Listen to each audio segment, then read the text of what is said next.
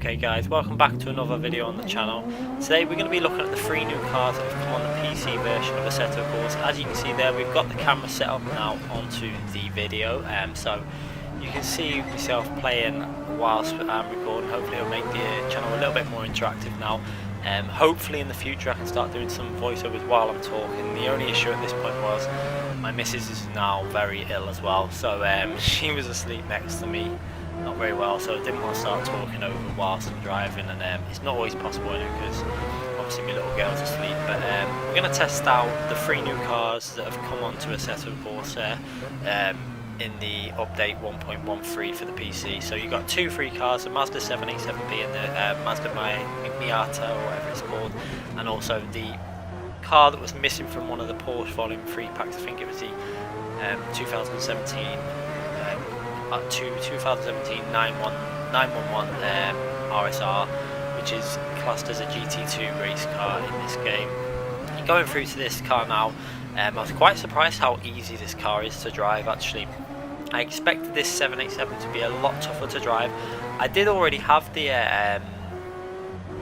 modded version for this car, but I'd never tried it out. I don't even know if it was up to date. It probably wasn't. Be interesting to go back to try that version out and see how it compares to this, because this felt very easy to drive. Whether that's how it was in real life, I'm not too sure. I can't imagine it as being as easy as it is in this game. I was quite surprised how much grip there was. The only issue I was having here was setup. I didn't really do any setups for any of these runs. This was pretty much running default setup for everything. Slightly altered the tyre pressure and the downforce. I think that's all I did with this car.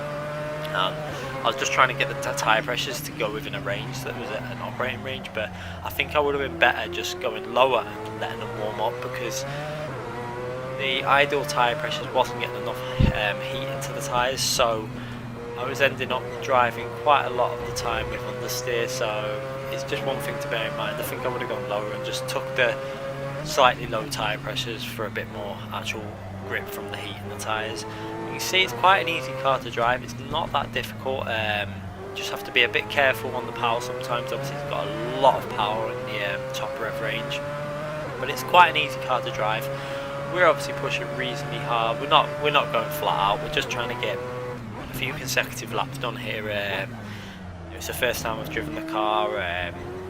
We've not got a setup, and we're just trying to get a feel for the car, see what it handles like. And it was quite surprising how easy it was to drive.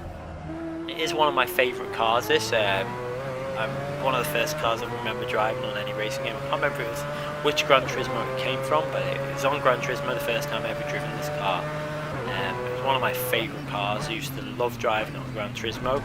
And on this, it's really enjoyable to drive. I do like driving it on this game. It's not that I don't like driving it, it's very easy.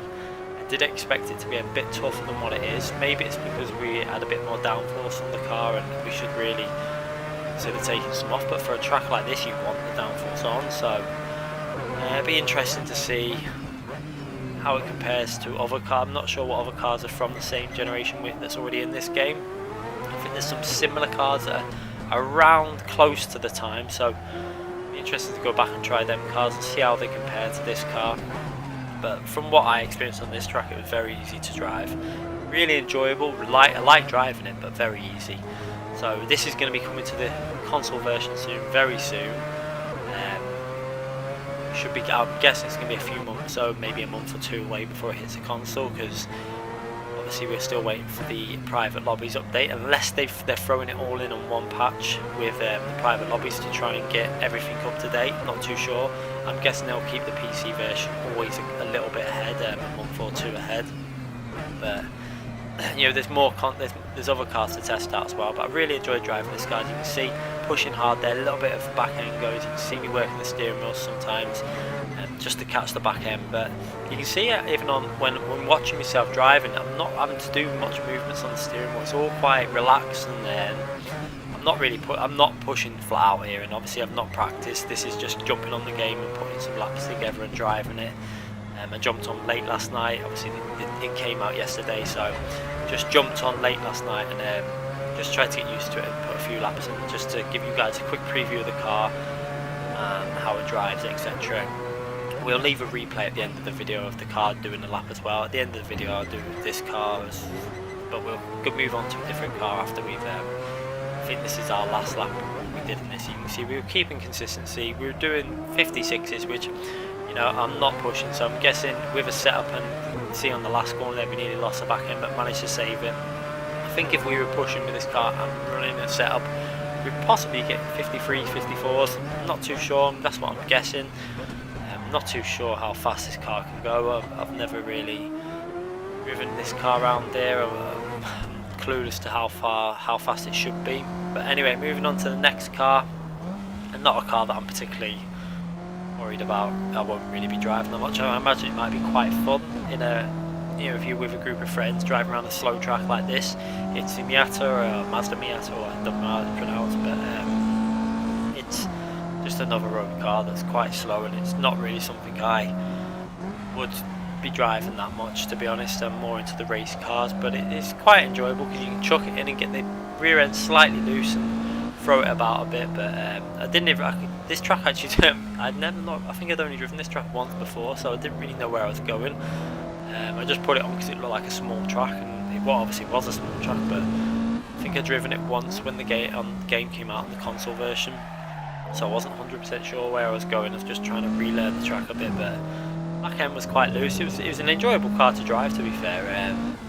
You know, it's another free car, so you can't complain, and I'm sure there'll be a lot of people that'll have some fun races with this car on a track like this as well. This track really does suit it, so I can imagine an online lobby, if you could get, you know, 20 or so drivers in this car on this track, it'd be quite fun because it's a very slow car. Racing would be very close. It'd be quite fun as well. But like I say, I'd rather move on to the other content. And the next car that we're going to look at is the Porsche 2017 911 RSR, and it's a very I don't know whether it's just me or this car seems very overpowered to me. I'm going to have to test it against the Corvette because it's coming up against the cars that you're going to be racing this against in terms of class. It's the Corvette, the Ferrari 458 GT2 and the M3 GT2, and this car just feels a little bit overpowered to me. We're running now no changes except for differential on the lowest setting because we got traction control off. That's it. I think that's all we've changed, is just the differential. We've not touched anything else on the setup. I think we're running soft tyres, not the super soft tyres, just the soft tyres. That's the only thing we've obviously changed, to put soft tyres on it. We've left tyre pressure, not even changed the tyre pressures, everything's on default. The car just feels very easy to drive, but very, very overpowered to me. I like driving it, I'm not saying it's not a fun car to drive, but you're going to see them. We're going to start our first lap in it now, show you how, in my view, how overpowered it is. You can actually see that we're running obviously still the default gearing, so the car isn't set up anything to what I'd have for this track, because see on this track you want lower gearing because you don't really reach the top speeds. I think we only just hit 6th gear, you can see, but how fast we're getting there. If you look at the speedo now, 158, 159, if we got the gearing right we'd be hitting 151, maybe pretty similar to what we'd be hitting in the Lamborghini Hurricane. But it's the acceleration and the handling this car has. I mean, a lot of it is due to the rear diffuser. If you have a look on the replay after when we show you, the rear diffuser on this car is very much like a DTM type German series DTM type diffuser, and you can feel it pushing you down to the ground. It's got so much more downforce than the GT3 and the Cup variations of this car. It just handles miles better. It's what this car actually does need. If you drive the GT3 variation, it's a nice car to drive, but it's a bit risky on the rear end sometimes over the bumps and that, and it's a little bit bouncy. This car is just planted to the floor and solid and easy to drive. It's probably the easiest GT3, GT2 car you're going to come across. There's also a downshift protection warning. I don't know if that's been added in to every car or just cars that have it available. I noticed if I shifted down a bit too early there, it'd stop it going in, and I'm hoping you can turn it. I don't know if you can turn that off or if that's just a feature of the car. I'm not too sure about that, but it just takes a bit of getting used to. Obviously this is my first run on it, so I'm going to make a few mistakes with the shifting, but you can see our first lap with it was a 1:30.1, but that wasn't a very good lap. Next lap with it, we're up on it already. Obviously the last one we didn't do too well, so we're going to probably improve to a 29.7 or 8, I think this is. Looking at that now, yeah, it's going to be a 7, because or around about a 7, as you can see now. We're going to go over the line. 29.7. This is still running the default setup, obviously on the soft tyres, and soft tyres in this car, well, I'm not sure how many laps they'll last. They'll probably last pretty similar to what the soft tyres in the GT3 car last, maybe a little bit less, as I think they're slightly softer in their compound to the GT3 soft tyres. So again, a lap later or so, we're lap 4 now on our testing.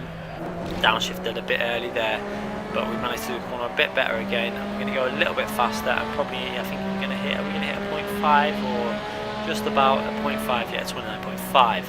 So you can just see that this car is easy to drive. This is my first run on it with the default setup. We're going to probably be able to get this with a setup into the 127s, I would think, maybe squeeze into the 27. Not too sure. You know, it'd be interesting to see. Maybe it might be a low 28, but we'll definitely get a low 28, I would think. See, now we're going to go through to our fastest. I think this is the fastest lap we did with it on the quick little testing I was doing. You can see how easy it is to drive just from my movements on the steering wheel. I'm not hardly ever moving the steering wheel. It's just all very relaxed and easy to drive. It's not a hard car at all. I think it's going to be extremely popular, especially on the consoles, because it's just so it's just blatantly easy to drive. I mean, if you're doing a league with this, I think you're going to have to do some. My guess is, unless they patch in something to slow it down a bit, I don't think it'd be fair to run this in a league against the other GT2 cars, because it's just too overpowered in my view. I'm not too sure what the Corvette will hit round here. I've never tried it, but be interesting to test that out against this to see if they're both equal. Not too sure they are. Although the Corvette is a very good, powerful, it's already a bit overpowered, the Corvette, I think anyway. It's definitely faster than the 458 and the M3 in my view. Maybe they're going to be pretty close, but my guess is this is going to be a bit faster than the Corvette. You can see now this lap should have actually been a lot better than what it was. We had still made a few mistakes on this one. You can see there, we're going to go through to the last corner, chucking it in third gear. You see, because we've got the gearings wrong, we're struggling with the downshift, and that's why we're getting that walling. Because our gearing's not set up to how I'd normally run this track.